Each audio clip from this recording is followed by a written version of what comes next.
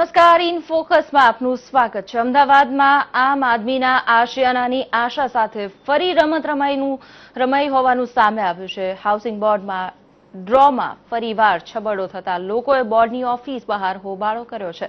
આ પહેલા પણ ડ્રોમાં છબરડો થતા મામલો કોર્ટ સુધી પહોંચ્યો હતો, ત્યારે ફરી એકવાર લોકો કહી રહ્યા છે કે તેઓ આ મામલાને લઈને કોર્ટના દ્વારે જશે। પણ સવાલ મહત્વનો એ છે કે આખરે ક્યાં સુધી આમ આદમીની આશાઓ સાથે રમત રમાતી રહેશે। આ મુદ્દે ચર્ચા કરીશું, પરંતુ તે પહેલા જોઈએ આ ખાસ અહેવાલ।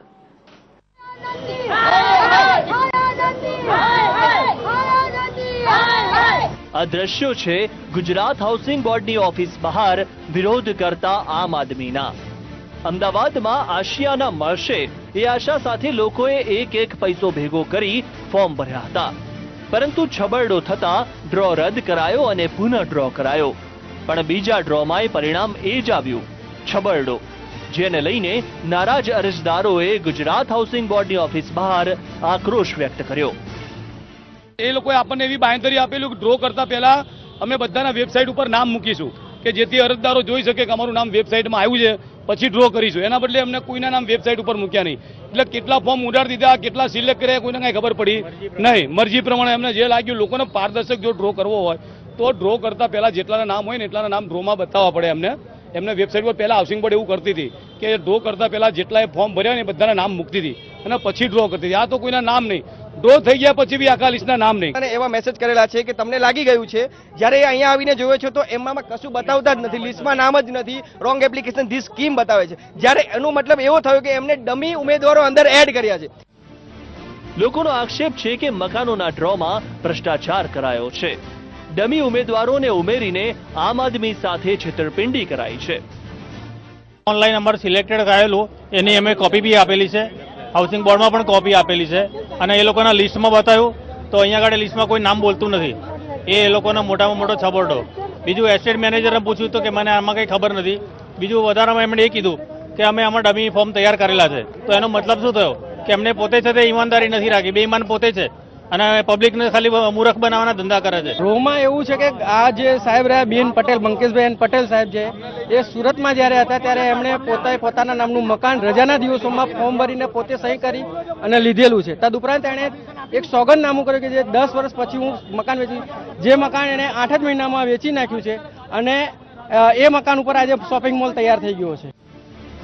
વિધાનસભાની ચૂંટણી વખતે કોંગ્રેસે ઘરના ઘરનો નારો તે શું આપ્યો, ભાજપ ધ્રુજી ઉઠ્યું અને રાતોરાત આમ આદમી માટે સસ્તા ઘરની યોજના ઘડી કાઢી। આજ મુદ્દો પક્ષને સત્તાના સિંહાસન સુધી લઈ ગયો, પણ રાત ગઈ અને વાત ગઈ। હાલ તો ઘરના ઘરની યોજનાના ડ્રોમાં કથિત ભ્રષ્ટાચારની શાઇનિંગ જોવા મળી રહી છે। ગુજરાત હાઉસિંગ બોર્ડના ડ્રોમાં ફરી બીજી વખત થયેલા છબરડાથી લોકોમાં ફરી આક્રોશ વધ્યો છે।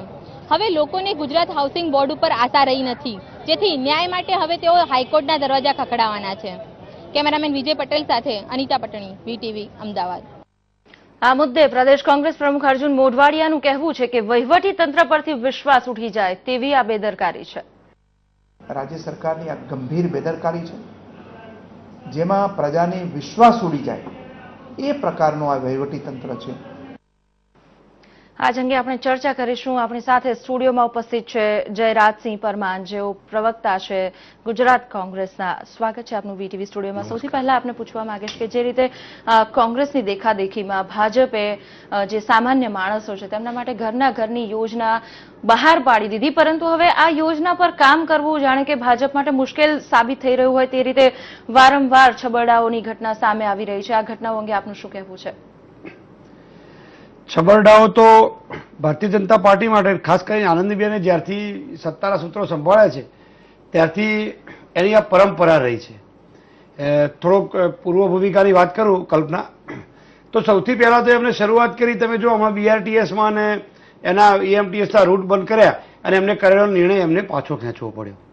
હમણાં મ્યુનિસિપલ કોર્પોરેશનમાં પણ ટેક્સ વધારો કર્યો, એને 50% પાછો ખેંચવો પડ્યો। એવી રીતે આ ડ્રો કરે છે તો ડ્રો પણ વારે, એટલે એમની એન્ટ્રી જ ખોટી થઈ છે, શરૂઆત જ ખોટી છે।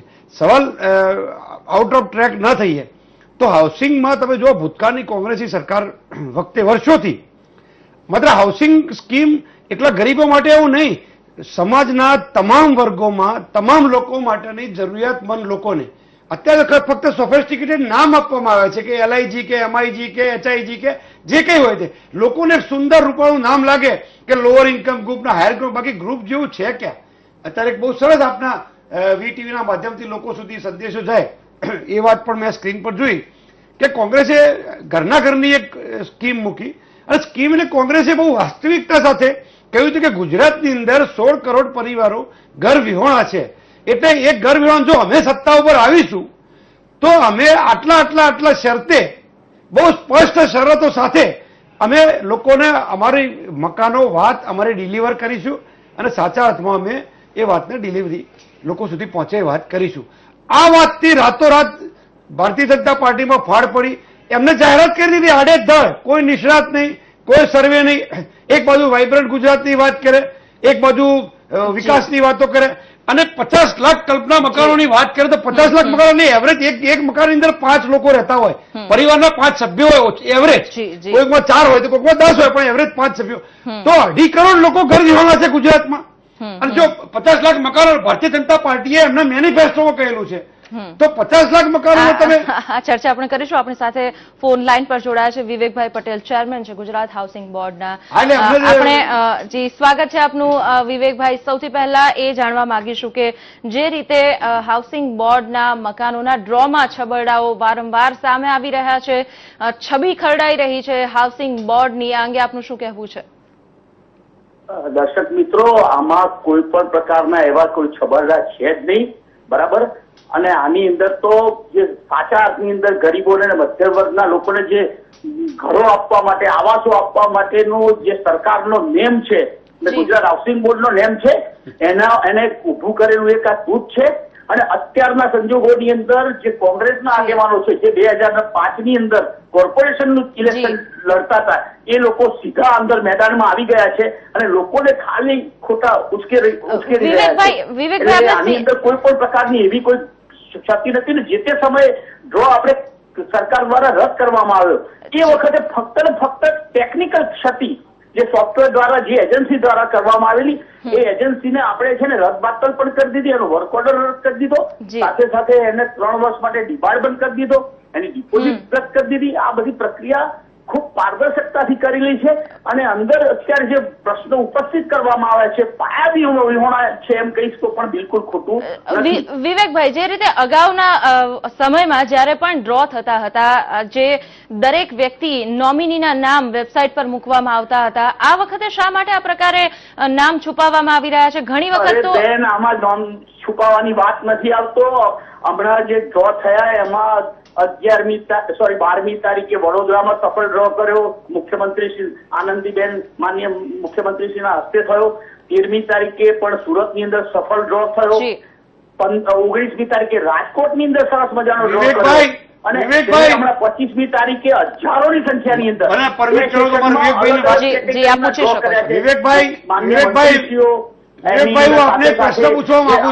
અમદાવાદના ધારાસભ્યશ્રીઓ અને સાથે સાથે અમદાવાદ આજે દેખાવ કરી રહ્યા છીએ 1000 જણની વચ્ચે ડ્રો કરવામાં આવ્યો છે. એમ કહેવામાં આવે કે આ ડ્રો નથી થયો, એ કેટલા વર્ષે વ્યાજબી છે? વિવેકભાઈ, ડ્રો થવાની વાત નથી, ફક્ત હું આપને પ્રશ્ન પૂછ્યો અને મને જવાબ આપો. ગણતો નથી. આપ જવાબદાર વ્યક્તિ, વિવેકભાઈ આપ જવાબદાર વ્યક્તિ છો, હાઉસિંગ બોર્ડના ચેરમેન છો. આપને અત્યારે જે લોકો સ્ક્રીન પર દેખાય છે, જે હોબાળો મચ્યો છે એ અરજદારોએ કરેલા છે. જે લોકોને તમારા SMS મળ્યા છે એમને મકાન મળ્યા નથી. ડ્રોની સિસ્ટમ તમે મકાનના કોન્ટ્રાક્ટરો તો પછી રાખો, પહેલા તો એક સારો IT નો કોન્ટ્રાક્ટર રાખો કે જે સારો માત્ર ડ્રો કરી શકે. એક બાજુ લોકોને ઉશ્કેરી અને ચૂંટણીમાં વિવેકભાઈ લોકો વિવેકભાઈ હું આપને લોકોને ઉશ્કેરીને મત લેવા જુદી બાબત છે અને લોકોને મકાન બનાવીને આપવા એ જુદી બાબત છે. એમ લાગે છે કે તમને આ પ્રક્રિયામાં સામેલ નથી ને તમે સામે બેસી ગયા એવું લાગે છે.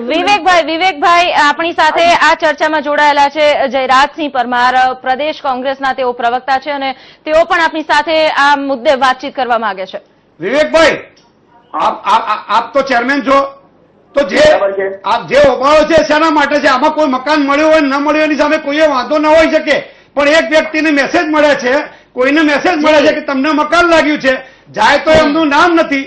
અને સામાન્ય રીતે તમે ગઈ વખત તો તમે ઓનલાઈન અને ઓફલાઈન ના બહાના કાઢ્યા અને ચલો તમે રદ કર્યો તો એ વાત સ્વીકારી, એના પરિપ્રેક્ષમાં ભૂતકાળમાં ન જઈએ, પણ ફરીથી પણ તમે ડ્રો થયો છે તો ડ્રોમાં તમે એકવાર કોઈ વ્યક્તિએ ચેનપુરમાં લાગ્યું છે તો એને બીજી જગ્યાએ કેવી રીતે લાગી શકે?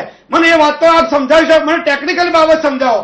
ફક્ત હું વિવેકભાઈ કીધું છે કોઈકને કોઈ પ્રકારની ફરિયાદ હોય તો એ લેખિતની અંદર આપે. હમણાં વડોદરાના એક મિત્રએ છે ને પોતાની ખોટી રીતના આ રીતના વાત કરીને એની અરજી અમે મંગાવી લીધી. એવું ના હોય. આટલી બધી જનતા, ભારતીય જનતા પાર્ટી વાળા, તમે વિજયના કેમ્પમાંથી વિવેકભાઈ બહાર નીકળો ભાઈ. તમે બહુ વિજયના મતમાં ઘૂમી રહ્યા છો. તમે આજે ગુજરાતની જનતાને ખોટી પડવા નીકળ્યા છો. તમે એક જવાબદાર વ્યક્તિ છો, તમારાથી આવું નિવેદન ન થઈ શકે.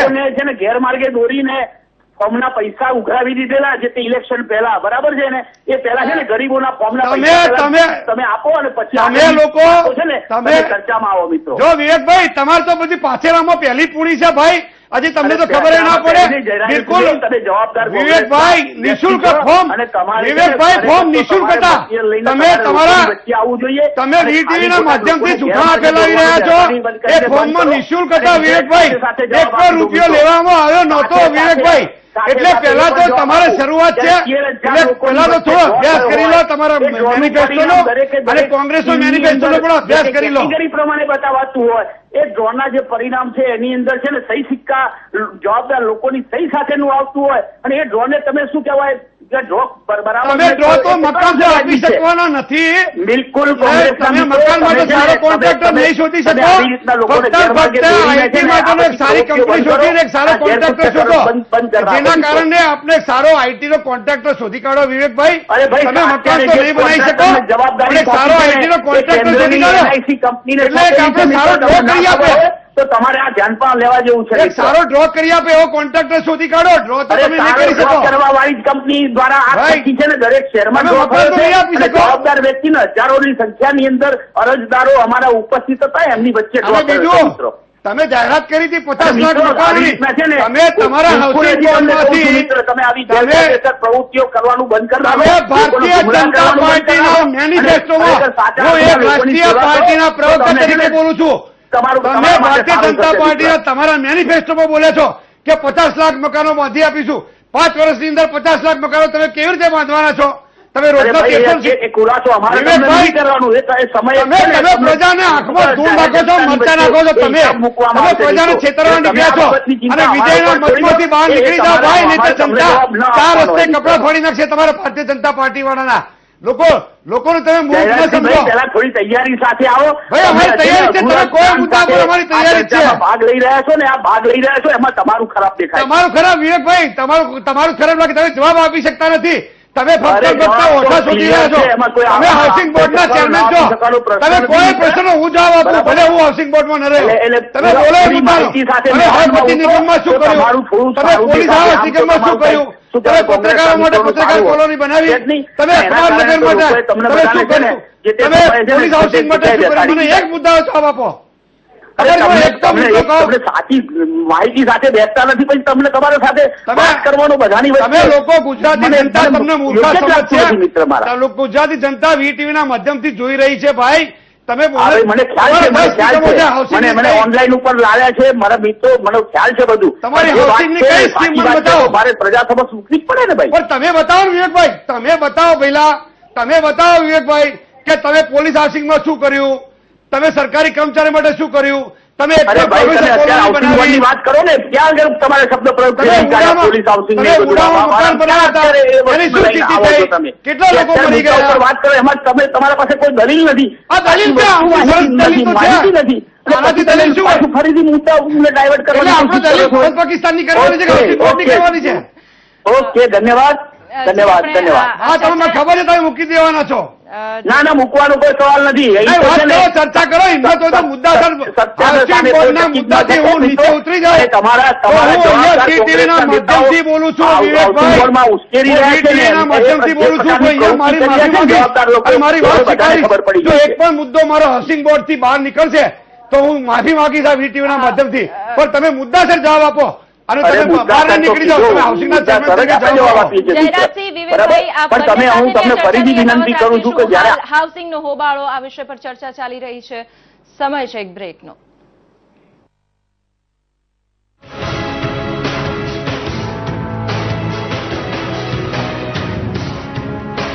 બ્રેક બાદ ઇન ફોકસમાં આપનું સ્વાગત છે। હાઉસિંગના ડ્રોમાં થયેલો હોબાળો આજે ચરમસીમા પર પહોંચ્યો છે। બે વાર જ્યારે હાઉસિંગના મકાનો મેળવવા માટે ડ્રો આયોજિત કરવામાં આવે અને આ ડ્રોમાં છબરડાની વાત સામે આવે, સ્વાભાવિક રીતે જે સામાન્ય જનતા છે, આમ જનતા છે, તેમનો રોષ છે ચરમસીમા પર પહોંચી જાય। આ અંગે આપણે ચર્ચા કરી રહ્યા છીએ।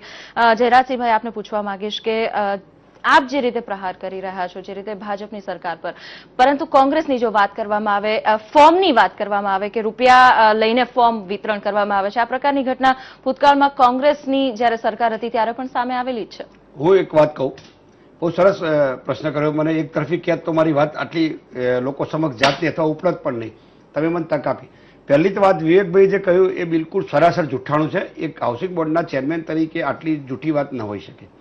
કોંગ્રેસે જે ઘરના ઘરની યોજના હતી, બિલકુલ ફોર્મ નિઃશુલ્ક હતા। નિઃશુલ્ક એટલું નહીં, પણ એ ફોર્મનો ડેટા આજે પણ કોંગ્રેસ પાસે ઉપલબ્ધ છે।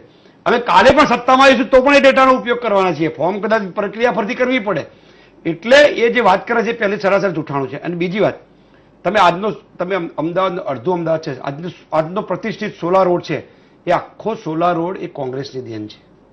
ફક્ત 30,000, 35,000, 40,000 ભરેલા લોકોને આજે 30 લાખ નહીં, 50, 70 લાખના 1 કરોડના મકાનો છે। અને આ જો આપના વીટીવીના માધ્યમથી આખો સોલા રોડના તમામ હાઉસિંગ સોસાયટીઓ જોઈ રહી હોય તો એ બરાબર સાંભળે કે આજે પણ એની જે આન બાન શાન છે સોલા રોડની, એ કોંગ્રેસના આભારી છે। એના પછી બીજી વાત કરું કે હળપતિ આવાસ યોજના તો કોંગ્રેસની લોકપ્રિય યોજના, સ્લમ ક્લિયરન્સ બોર્ડ તો કોંગ્રેસની લોકપ્રિય યોજના, પ્રોફેસર કોલોનીઓ, વસ્તાપુર ગવર્મેન્ટ કોલોની, આ તો અમદાવાદના યુનિટની વાત કરું છું। એવું જ વડોદરામાં છે, એવું જ રાજકોટમાં છે, એવું જ સુરતમાં છે, જુદા જુદા નામથી છે। ઔડા તો એનું નિર્માણ કોંગ્રેસે જ કરેલું છે। ઔડાની તમે કોલોની જુઓ, વિકર સેક્શન જુઓ, તમે વિકર સેક્શનના કેટલા બધા મકાનો। આ તો કોર્પોરેશને મોટા ભાગના પ્લોટ, હું એના ટકાવારી સાથે પ્લોટના હેક્ટર પણ કેટલા એકર વેચી મારી છે। 500 એકર જમીન એમને બિલકુલ મળતિયાઓ બિલ્ડરોને આપી દીધી છે।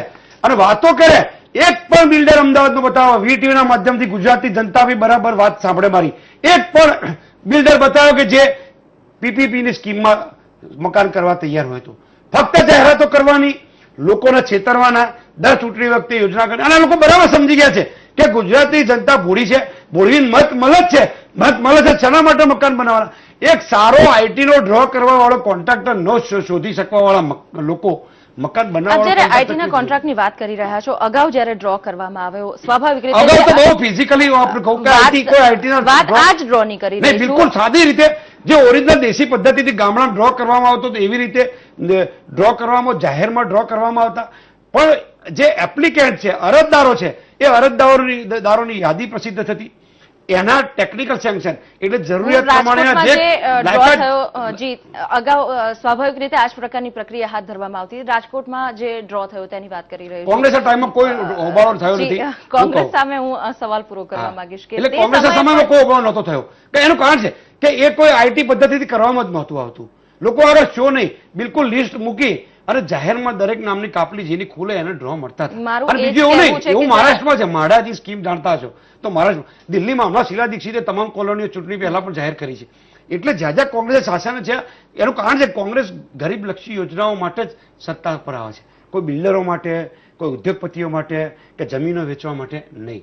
એટલે કોંગ્રેસ હંમેશા ગરીબો એના ગળે લગાડેલા હોય છે। એટલે આવી કોઈ સ્કીમોમાં બહુ જાજો ભૂલ થવાનો પ્રશ્ન ઉપસ્થિત ના થાય। અને ખરેખર સરકારની જેને જરૂર છે એવા લોકોને મકાન મળે છે। અને જેટલા લોકોને મકાન પોતાના આત્મા અને પોતાના હૃદય ઉપર હાથ મૂકીને કે અત્યારે જે મકાનમાં આપણે રહ્યા છે એ કોંગ્રેસના સમયમાં મળ્યું હતું કે નહોતું મળ્યું, તમે દરેક કોમના અને દરેક કોમ્યુનિટી એટલે કાસ્ટ નહીં, દરેક કોમ્યુનિટી એટલે પત્રકાર હોય તો પત્રકારો આપી છે, પ્રોફેસર હોય તો પ્રોફેસર, કર્મચારી હોય તો કર્મચારી, પ્યુન હોય તો પ્યુન, ક્લાસ 1 હોય તો ક્લાસ 1, પોલીસ આવાસ હોય તો પોલીસ આવાસ, હળપતિ નિગમ હોય તો હળપતિ નિગમ, સ્લમ ક્લિયરન્સ હોય તો સ્લમ ક્લિયરન્સ। આ લોકોએ તો ફક્ત શો કરવા માટે, નદીમાં હોડીઓ ચલાવવા માટે, આરતીઓ ઉતારવા માટે, દીવડાઓ પ્રગટાવવા માટે, પાણી છોડવા માટે, જે ઝૂંપડપટ્ટી જે લોકોને પોતાનું ઘર હતું અને જેમનો આશિયાના આપે કહ્યું ને કે જેમનો આશિયાના છીનવી લીધો છે એમને પણ મકાન આપી શક્યા નથી પૂરતા, તો બીજાને તો શું આપવાના છે? આ લોકોને ક્યાં? જી આપની સાથેની આ ચર્ચાને યથાવત રાખીશું। હાલ સમય છે વધુ એક બ્રેકનો।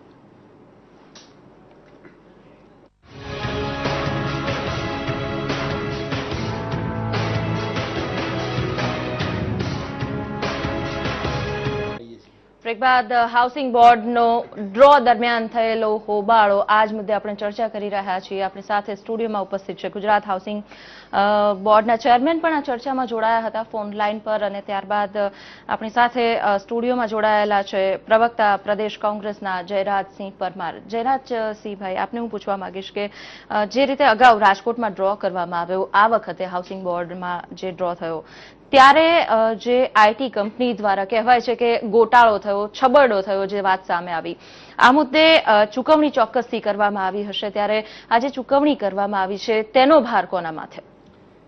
બા તો કન્યાનો ભાર કેળે એના જેવી છે, પ્રજાઓ માથે જ પાર તો આવવાનો છે. એટલા માટે કે હાઉસિંગ બોર્ડ તો સરકારમાં બે પ્રકારના કલ્પના વહીવટ હોય છે. એક રેવન્યુ જનરેટર એટલે સર્વિસ યુનિટ છે.